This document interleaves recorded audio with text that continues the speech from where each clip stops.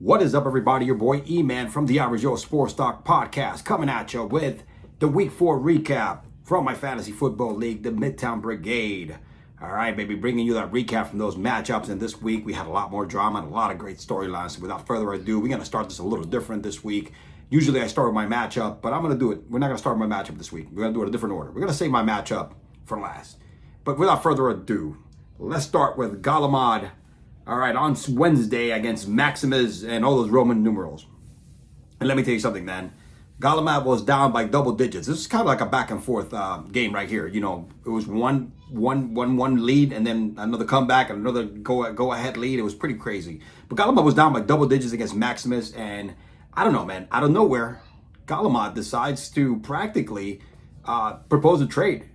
And let me tell you something. Usually that trade just sparked the hell of a bunch of reactions here, because even there was a kicker involved in the trade, I don't get it, you know, but it was between him and Waiver Wire studs, and I guess that trade must have sparked some type of symbolism on his team, because man, it just lit a fire on Galamat's team, especially CMC, Christian McCaffrey, who had 25 points, went buck wild in that second half, had a receiving touchdown. Look at these numbers, man. He had himself a total of 81 yards, receiving. He went crazy that night. A touchdown, 9 receptions, was his leading scorer at 25 points.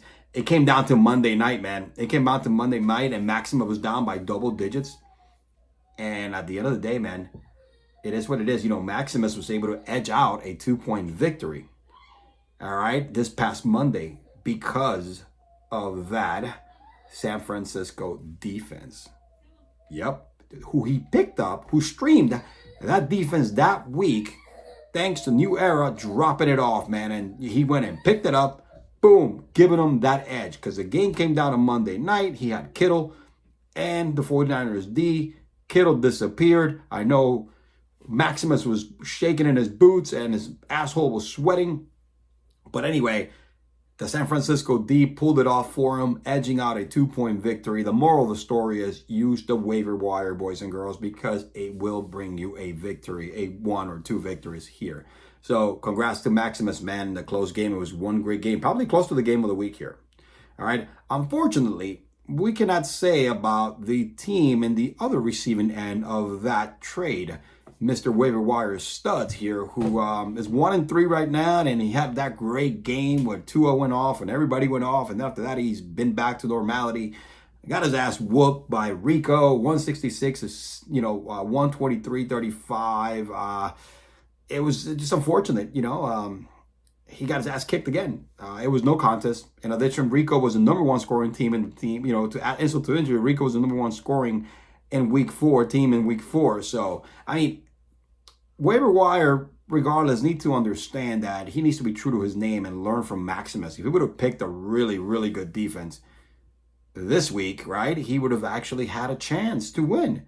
Not really. I mean, he got his ass whooped by 43 points. But look, the Buccaneers scored 1 point. So, hey, he should have known better. Buccaneers against, Patrick Mahomes. But the moral of the story is that Rico is up to a good start. He's 2-2. He does it every time. He's been really, really hot the last couple games. And look, waiver wire stud, man. You need to hit that waiver wire.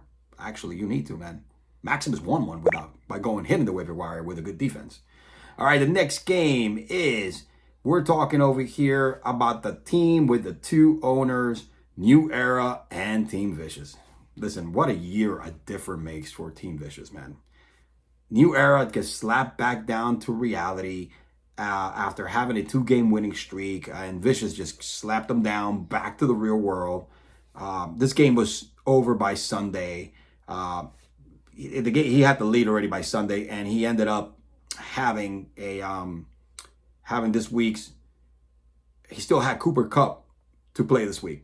Put it that way. He still had Cooper Kupp to play this week. I'm sorry, I was double checking because I said Rico was number 1 scorer. It was pretty close between him and Vic. But anyway, he had Cooper Kupp still left in the game as of Monday night. The game was already decided by that point.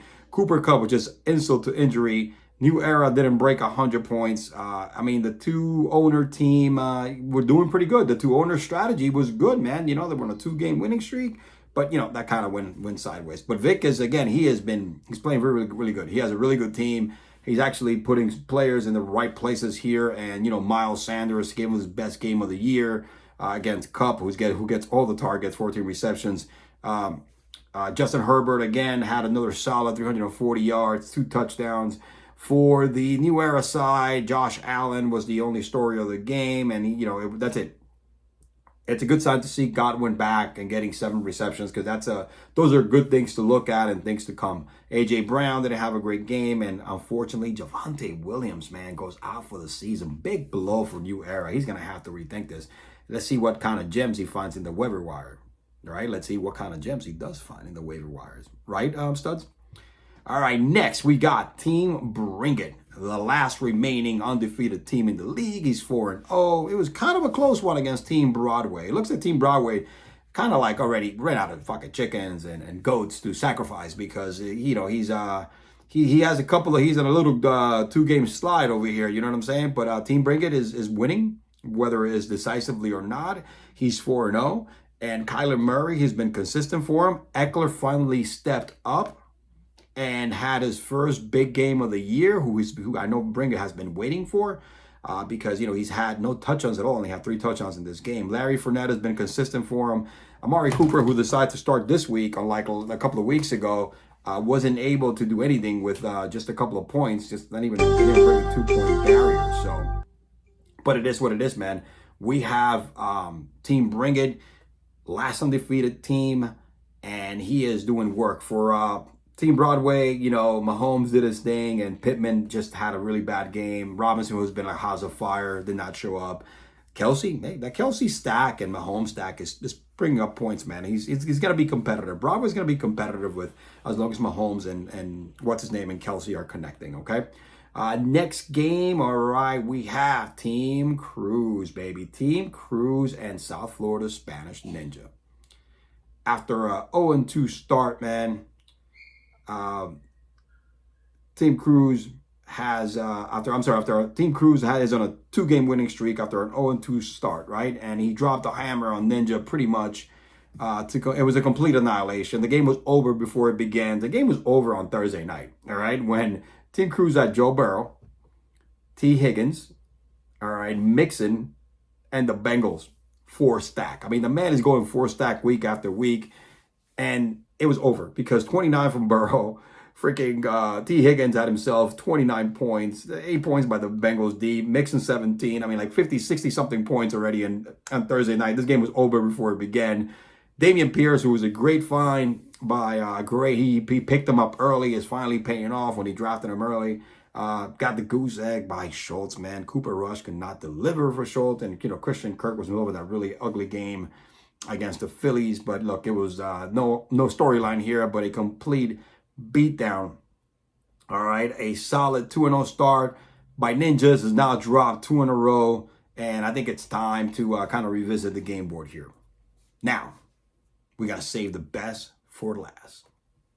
The matchup of the week, right here, boys and girls. Grey Goose, who formerly known as Pimp Pussycat, against your boy Garbage Man Shit to the Mets.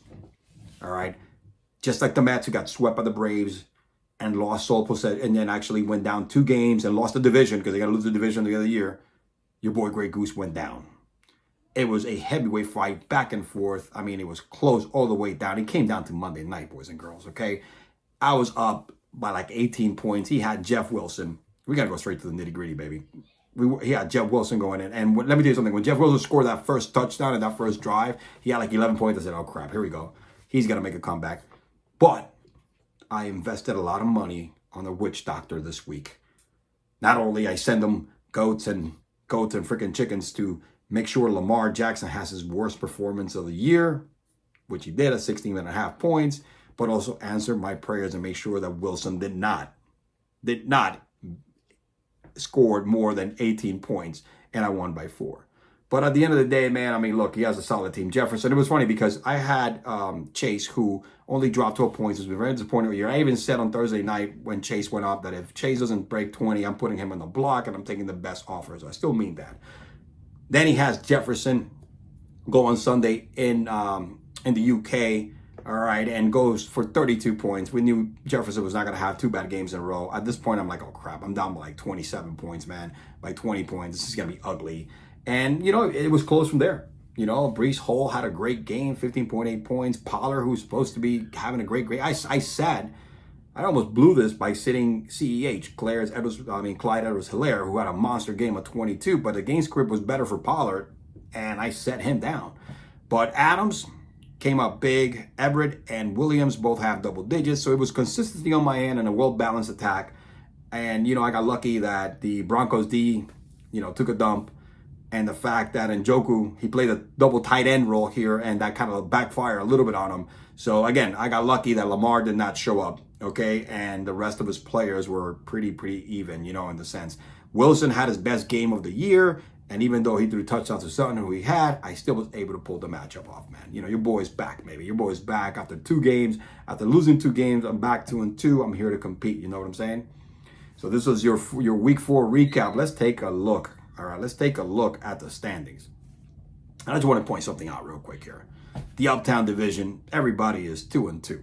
All right, we have a dogfight in that division. I mean, look how mediocre that division is. It's not a dogfight. Everybody's 2-2. You got 4 teams tied for first. That should tell you the quality. It's inferior to the Downtown division, where we have an undefeated team in Team Brigade. The division is 3-1, and then you got 2 dogs at 2-2. And then Galamat at 1-3. So, we are right here, right now, fighting for this. I mean, we have the tougher division in the Downtown, but it doesn't matter. The winner of this league is got to come out of the Downtown division. Your boy said it here first. All right, that's Week 4, everybody, from the Midtown Brigade. Weekly recap. Your boy E-Man from the Average Joe Sports Talk Podcast. Proud owner of Team Garbage Man. Signing out. Peace.